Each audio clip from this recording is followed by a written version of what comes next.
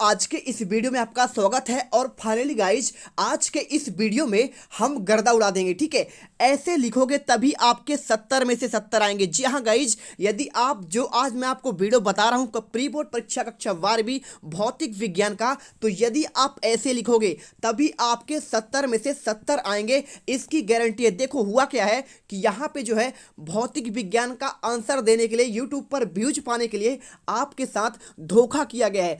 आपको सारे क्वेश्चन के आपके गलत आंसर दे दिए गए हैं, जिससे आप भ्रमित हो रहे हैं। अलग अलग आप वीडियो देखते हैं और जैसा कि आप जानते हैं जीत क्लासेस इंडिया से यदि आप जुड़ते हैं तो आपको बहुत ही रियलिस्टिक टाइप से आपको हर एक क्वेश्चन के बहुत ही ऑथेंटिक आंसर दिए जाते हैं, जिसके गलत होने की संभावना मात्र आपकी 1% होती है। तो सारे क्वेश्चन में आपको इतना अच्छे से एक्सप्लेन करूंगा, आंसर बताऊंगा कि बस आपको पेपर में छाप देना है, कुछ भी आपको कहीं से भी देखने की जरूरत नहीं पड़ेगी। ठीक है, तो बात क्या है यहाँ पे देखो, सबसे ज़्यादा गलत जो बताया गया है वो आपको बताया गया है क्वेश्चन नंबर आपका यहाँ पे चौथे में, जो आपका सही जोड़ी है उसमें आपका जो है 8 ऑप्शन दिए, 8-9 ऑप्शन दिए हैं, तो वहां से सब के सब कंफ्यूज कर रहे हैं आपको। तो यहाँ पे हम टोटल आपके बहुत अच्छे से एक्सप्लेन करेंगे और साथ में आगे के आपके सारे क्वेश्चन के आपके यहाँ पे आंसर भी आपको मैं प्रोवाइड करा दूंगा। ठीक है, बहुत ही अच्छे राइटिंग में, तो आपको यहाँ पे टेंशन नहीं लेना, हर एक क्वेश्चन के आपके यहाँ पे लास्ट क्वेश्चन तक का आप आंसर आपको मिल जाएगा। ठीक है, तो चलिए इस वीडियो को स्टार्ट करते हैं और आपसे एक दिल से रिक्वेस्ट है, यदि आप चैनल पर आए हो तो वीडियो को दिल से लाइक करिएगा, साथ में आपको चैनल को सब्सक्राइब कर देना है। ठीक है, चलिए तो यहाँ पे देखिए आपको यहाँ पे पहला क्वेश्चन में आपको आंसर क्या करना है। बहुत सारे क्वेश्चन आपको गलत दिए गए हैं। ठीक है, क्योंकि आपका देखो यहाँ पे प्री बोर्ड एग्जाम, यदि आपका कोरोना की वजह से बोर्ड एग्जाम से नहीं होते हैं तब उस स्थिति में आपके इसी से नंबर आपके जुड़ने हैं, तो आपके एक भी क्वेश्चन गलत नहीं होना चाहिए और पूरा आपका सही होना चाहिए, तभी आप जो है फाइनल में। हाय एवरीवन, क्या आप जेई नीट क्लास 9th या क्लास 10th की प्रिपरेशन कर रहे हो और चाहते हो कि कोटा के टॉप मोस्ट IITians और डॉक्टर फैकल्टी ने जो लेक्चर बनाए हैं, जो हजारों टॉपर्स ने स्टडी मटेरियल प्रैक्टिस किया है, साथ में वो previous year paper with complete solution, mind map, revision test video, NCERT solution, वो भी सब एक जगह पर। और हाँ, ये सारी चीजें मिलेंगी इस सरल ऐप पर, जिसका लिंक नीचे डिस्क्रिप्शन में दिया गया है। आज ही इस सरल ऐप डाउनलोड करें और अपने ड्रीम एग्जाम की तरफ एक बहुत अच्छा कदम उठाएं। All the best. बहुत अच्छे मार्क कर पाएंगे। टोटल आपका प्री बोर्ड, अर्धवार्षिक और यहाँ पे त्रैमासिक को मिलाकर यदि बनता है तो आपके लिए बहुत दिक्कत खड़ी हो जाएगी। तो चलिए आज के इस वीडियो को आंसर देखते हैं। तो देखिए आपका ये सारे क्वेश्चन के आपके यहाँ पे आंसर दिए गए हैं। पहले का आंसर आपका ये है और सेकेंड क्वेश्चन का आपका यहाँ पे आंसर ये दिया गया है। ठीक है, अब देखिए बात क्या है, इसमें गलती कहाँ पे हुई है सब लोगों से वो आपको मैं बता देता हूँ। ठीक है, पहले क्वेश्चन आपका प्रश्न पत्र हम देखते हैं। तो यहाँ पे देखो आपका ये है प्रश्न पत्र। ठीक है, तो ये आपका क्वेश्चन है। तो यहाँ पे इन क्वेश्चन के तो आंसर आपके सबको ही सही दिए हैं, कोई दिक्कत नहीं। आपका सही विकल्प वाले क्वेश्चन ऑलरेडी मिल जाते हैं। दिक्कत कहाँ आती है, जब आपके रिक्त स्थान के क्वेश्चन आते हैं, है ना।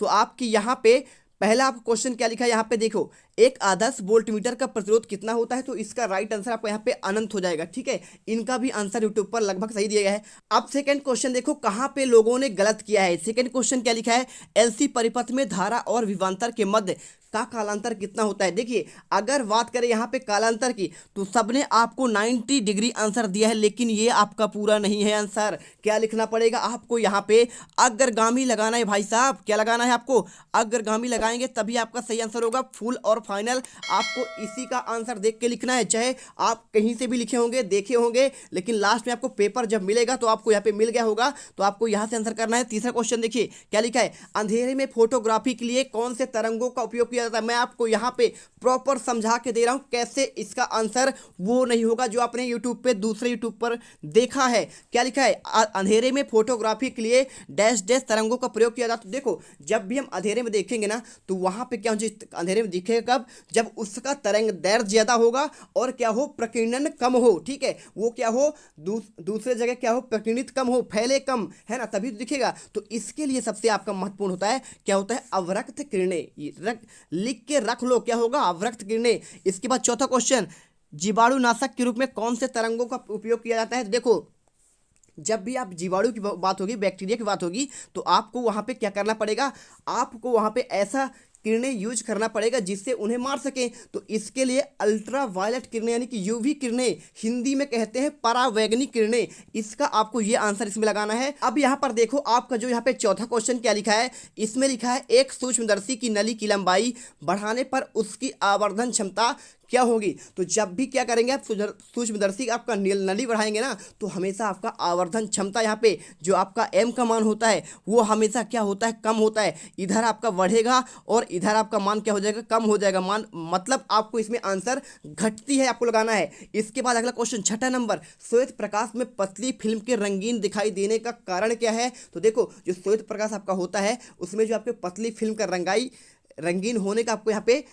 आंसर हो जाएगा व्यतिकरण। क्या हो जाएगा आपको यहाँ पे, आपको व्यतिकरण इसमें आंसर लगाना है, ठीक है। और देखिए आप जब साबुन यूज करते हैं तो उसमें क्या होता है, एक जब आप साफ करते हैं ना कपड़े तो वहाँ पे एक आपको रंगीन दिखाई देने लगता है, यानी कि आपका बुलबुला टाइप का आपका निकलता है और वो आपका रंगीन दिखाई देता है, इंद्रधनुष टाइप का, वही होता है आपका प्रकाश का व्यतिकरण कहलाता है, ठीक है। आप जब देखिए साफ करेंगे तो आप पानी के बुलबुले उठते हैं, उसी में आपका रंग दिखाई देता है, ठीक है। तो ये आपका होता है प्रकाश का व्यतिकरण। और यहाँ पे आपका लास्ट क्वेश्चन, नॉट गेट को कौन सा गेट कहते हैं। तो देखो नॉट गेट जो होता है आपका यहाँ पे एनओटी गेट, इसको जो है व्युत्क्रमक भी कहते हैं। क्या कहते हैं, व्युत्क्रमक भी कहते हैं, क्योंकि यह सब में चेंज हो जाता है, नॉर में हो जाता है, ठीक है, और नैंड में हो जाता है, इसलिए बोलते हैं इसको व्युत्क्रमक, ठीक है। तो या फिर आप इसे इन्वर्टर हिंदी में बोल सकते हैं, हिंदी में व्युत्क्रमक बोलेंगे और अंग्रेजी में इन्वर्टर बोलेंगे। तो चलिए इन सभी क्वेश्चन का आप क्या करो, स्क्रीनशॉट कर लो। यहाँ पे इन्हीं क्वेश्चन को आपको वहाँ पे पेपर में जाके लिखना है और कहीं से भी नहीं लिखना है। तो चलो यहाँ पे कर लो क्वेश्चन नंबर फर्स्ट और सेकंड का। देखो यहाँ पे पूरा आंसर आपको मैं दे दिया हूँ। 90 डिग्री अग्रगामी अवरक्त परावैंगनिक किरणें घटती हैं, व्यतिकरण, व्युत्क्रमक या इन्वर्टर, ठीक है। अब चलो यहाँ पे आपका क्वेश्चन आता है थर्ड।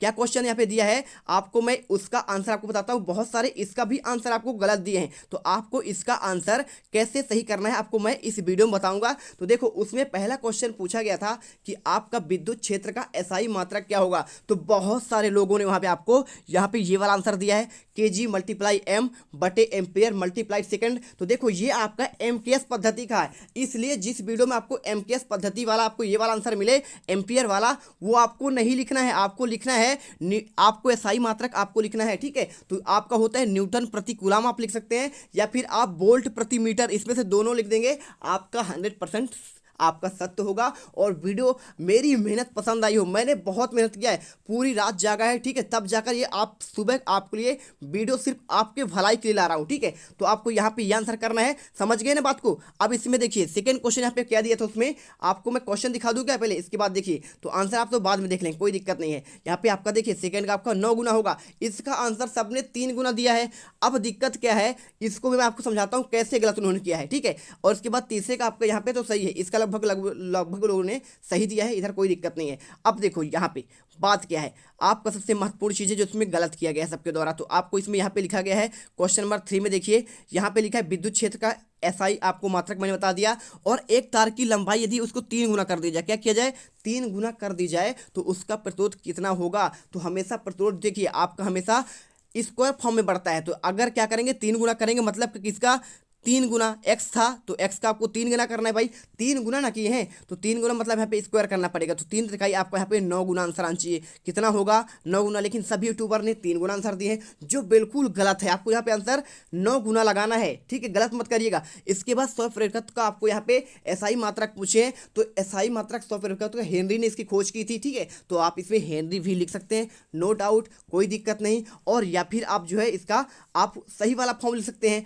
और इसके बाद लिखा है ट्रांसफार्मर में किस सिद्धांत पर कार्य करता है, तो आपको यहाँ पे विद्युत चुंबकीय प्रेरण वाला आपको हो जाएगा, ठीक है, ये आपको कर देना है। और इसके बाद कोहरे में दूरस्थ वस्तु को देखने के लिए कौन सा किरणें उपयोगी है, फिर वही दिक्कत हो गई है ना, मतलब यहाँ भी आपका क्या होगा, अपरक्त किरणें ही आएगा। क्यों आएगा, क्योंकि भाई इसका जो है तरंग दैर्ध्य क्या होता है, ज़्यादा होता है और प्रकीर्णन कम होता है। और इसके बाद देखिए उत्तल लेंस के द्वारा किसी वस्तु की आभासी प्रतिबिंब कब बनती है, जब फोकस के बीच होगा, फोकस और अविदर्शक लेंस के वे आपके बीच में होगा तब बनेगा। और लास्ट क्वेश्चन, एलईडी सीढ़ी के निर्माण में अर्धचालकों का वैन कितना अंतराल कम से कम कितना होना चाहिए, तो 1 पॉइंट आपका यहाँ पे इलेक्ट्रॉन वोल्ट भी आपको लिखना है। बहुत सारे लोगों ने 1.1 करके छोड़ दिया है, आंसर में आपको इलेक्ट्रॉन वोल्ट करना है, ठीक है, तो याद रखेंगे आप ना, बिल्कुल। चलिए तो क्वेश्चन आप 3 का यहाँ पे आंसर लिख लीजिए। देखो सारे क्वेश्चन के आंसर मैंने बहुत ही मेहनत करके बनाया है, हर एक क्वेश्चन का आपके यहाँ पे, जिससे एक भी नंबर यहाँ पे आपके नहीं कटने चाहिए, क्योंकि आपके एक एक नंबर बोर्ड एग्जाम में बहुत वेरी वेरी मोस्ट इंपॉर्टेंट है, ठीक है। तो आपको ये सबका आंसर दे दिया गया है। आप देखिए हिंदी के अलावा यहाँ पे बोल्ट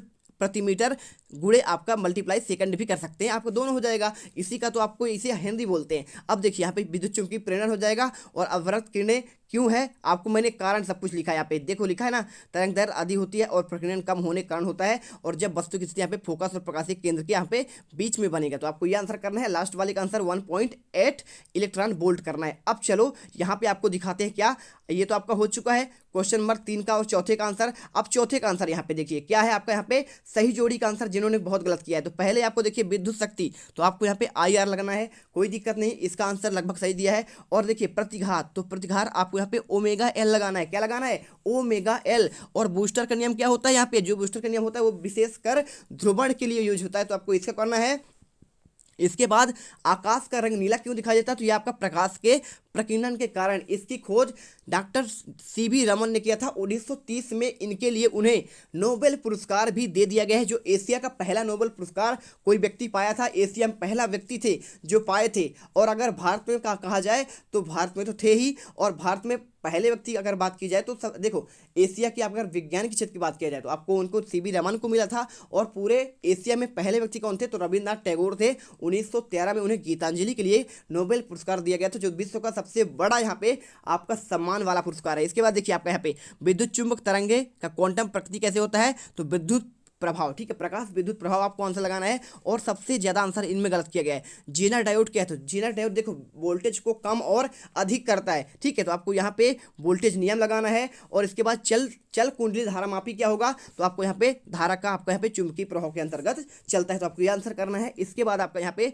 नेक्स्ट क्वेश्चन आपको चलिए सारे क्वेश्चन आपको आगे के मैं आपको आंसर दिखा रहा हूँ, उनका स्क्रीनशॉट फटाफट आप कर लेंगे, ठीक है। तो यहाँ पे आप देख लो सारे क्वेश्चन, कुछ क्वेश्चन आपके पास होंगे ही। अब हम आपको फटाफट यहाँ पे आंसर आपको बताते हैं। तो क्वेश्चन में आपको देखिए 5वें क्वेश्चन का आपको यहाँ पे आंसर, आपका ये 5वें वाले जो अथवा क्वेश्चन रहेगा उसको अथवा आपको लिखकर बता दिया जाएगा। तो आपको यहाँ पे ये देखिए, आपको यहाँ पे ये वाला क्वेश्चन का आंसर लिखना है, ठीक है। 5वां क्वेश्चन आपका दिया गया है, यहाँ पे देख लीजिए, 2 आपको विद्युत क्षेत्र रेखाएं एक दूसरे को क्यों नहीं काटती हैं, आपको ये वाला आंसर करना है। तो आपने इसका आंसर ये देख लिया है ना।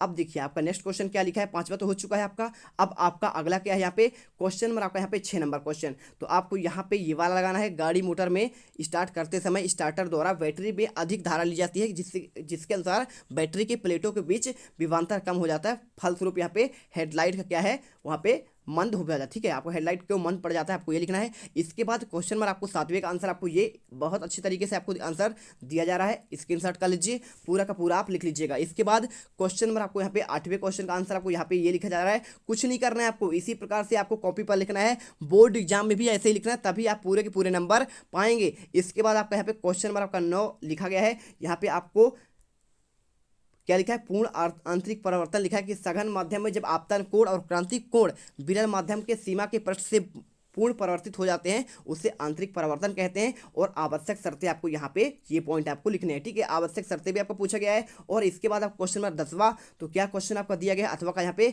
आपको यहाँ पे कला संबद्ध आपको स्रोत बताना है। तो आपको यहाँ पे आंसर 2 नंबर का आंसर है, तो आप इसे लिख लीजिए, ठीक है। इसके बाद चलिए आपको यहाँ पे क्वेश्चन नंबर 11 का, आपको यहाँ पे 11वें का आपका अथवा क्वेश्चन आता है, तो आप इसे देख लीजिए और पूरा स्क्रीनशॉट कर लीजिए, ठीक है। इसके बाद आपको यहाँ पे N प्रकार के अर्धचालक और P प्रकार के अर्धचालकों में अंतर पूछा गया है। तो आप यहाँ पे 2 पॉइंट लिख लेंगे, 2 नंबर क्वेश्चन, इसलिए आपको 2 पॉइंट ही आपको यहाँ पे लिखना है। इसमें पंच संयोजी अशुद्धि मिलाते हैं, इसमें त्रिसंयोजी, ठीक है। तो चलिए ये हो गया। इसके बाद आपका क्वेश्चन में आपका यहाँ पे 13वां आता है, क्या आपका अध्यापक क्वेश्चन है, धारा और इलेक्ट्रॉन अवहन वेग में आपको यहाँ पे संबंध आपको लिखना है। तो बहुत अच्छा क्वेश्चन है और इसका आंसर आपको यहाँ पे लिख देना है, ठीक है। आपको ये आंसर हो जाएगा पूरा पूरा, बहुत प्यारा क्वेश्चन है, स्क्रीनशॉट कर लीजिए और सारे क्वेश्चन आपको लिख लेने हैं। इसके बाद क्वेश्चन में 14वां आता है, क्या आता है आपका अध्यापक क्वेश्चन। आपको इसमें 3 प्रतिरोध दिए गए हैं और इसका आपको हल करना है, ठीक है। तो आपको यहाँ पे देखिए, आपको यहाँ पे तुल्य प्रतिरोध आपको यहाँ पे बताना है। तो आपको कितना हो जाएगा, आपका एक आपका ओम यहाँ पे आंसर आएगा। बहुत सिंपल सा क्वेश्चन होता है। देखिए 3 2 3 6 है, तो आपको सीधे आपको पहले समांतर का आपको यहाँ पे सूत्र लगाना है 1/R1 प्लस 1/R2 1/R3, और यहाँ पे क्या करेंगे एलसीएम ले लेंगे। 2 3 6 का एलसीएम आपका 6 ही आएगा और जोड़ देंगे ऊपर, ठीक है। तो देखिए 6 में आप भाग देंगे, 2 का 2 3 6 ऊपर आ जाएगा, 3 का ऊपर 6 में देंगे 3 दूनी 6, और 6 में 1 आपका 6 में 6 देंगे तो क्या हो जाएगा आपको यहाँ पे 1 आ जाएगा, यानी 3 2 5 1 6 6/6, तो आपको यहाँ पे 1 आपका ओम आंसर आ जाएगा। इसके बाद आपका यहाँ पे आता है क्वेश्चन नंबर 15। क्या आता है इसमें आपको, अथवा क्वेश्चन बायो सेवर्ट का आपका नियम आता है। बहुत अच्छा क्वेश्चन है। आपको इसमें क्या करना है, बायो सेवर्ट का आपको यहाँ पे एक चित्र बनाना है, ठीक है। आप ये वाला चित्र बना लीजिएगा। देखिए आपको ये जो आपको चित्र दिया गया है आपको ऐसे करना है, और इसके बाद आपको एक ऐसे डंडा खींचना है, और यहाँ पे आपको जो है देखिए आपको यहाँ पे थीटा बना देना है, आपको यहाँ पे एल, और आप यहाँ पे ए बी आपका यहाँ पे ये हो जाएगा, ठीक है। तो आप इसे यहाँ पे पी लिख देंगे, ठीक है। तो आपको इस प्रकार से आपको करना है, और पूरा का पूरा आपको यहाँ पे देखिए स्क्रीनशॉट कर लीजिए, पूरा आंसर आपको यहाँ पे लिख देना है, ठीक है। आगे भी आपका आंसर है तो आपको यहाँ पे पूरा ये लिखना है। देखो आपको यहाँ पे क्या है, समानुपाती के चिन्ह हटाओगे तो के आपका एक नियतांक आ जाएगा, और यहाँ पे आपको लास्ट में आंसर आपको ये आ जाएगा। तो आप यहाँ पे अच्छे से इन क्वेश्चन को करिए। और यहाँ पे विद्युत धारा के बारे में पूछा गया था तो आप उसे भी यहाँ पे बता दीजिएगा, ठीक है। आपको ये लिखना है, आपको प्रति एम्पियर प्रति मीटर होती है। और यहाँ पे क्वेश्चन नंबर आपका यहाँ पे 17वां आता है। 17वें आपको यहाँ पे अथवा क्वेश्चन देखिए, आपको यहाँ पे नैंड और गेट के बारे में बताना है। देखो यही इसीलिए तो नॉट गेट को क्या कहते हैं, व्युत्क्रमक या फिर इन्वर्टर गेट कहते हैं, क्योंकि इसमें हर सब में यूज हो जाता है। तो आपको यहाँ पे बूलियन वूलियन सूत्र सब कुछ लगाना है। आपको पहले आपको ये चित्र बनाना है, ठीक है।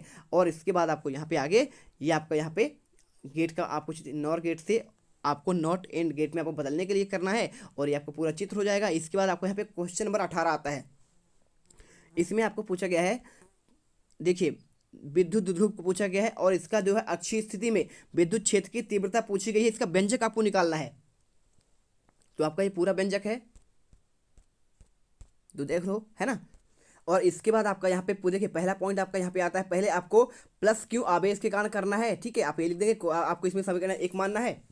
और इसके बाद माइनस क्यू आवेश कारण आपको यहाँ पे लिखना है पूरा। आपको इसके बाद आपको यहाँ पे परिणामी तीव्रता आपको लिख देनी है, ठीक है। ये पॉइंट आपको लिखना है। और इसके बाद आपको यहाँ पे आपको इसमें मान रखना है। मान रखने के बाद बहुत सिंपल सा है, बस आपको यहाँ पे इस प्रकार से आपको पूरे छाप लेने हैं, कुछ भी आपको यहाँ पे अलग नहीं करना है। इसके बाद आपका यहाँ पे क्वेश्चन आता है, 16वां क्वेश्चन छूटा हुआ है, आपको मैं बता रहा हूँ, ठीक है। लास्ट में यहाँ पे क्वेश्चन नंबर आपको 19 का अथवा क्वेश्चन देखिए, अननोन पृथकत्व क्या है आपको ये बताना है। तो पूरा आपको इसको लिखना है, चित्र बनाना है, और यहाँ पे आपको जो है इसके बाद आपको ये पॉइंट बाई पॉइंट आपको यहाँ पे सारे आंसर आपको करने हैं। तो आप इसे देख लीजिए अच्छे से और आंसर इसको करते जाइए, ठीक है।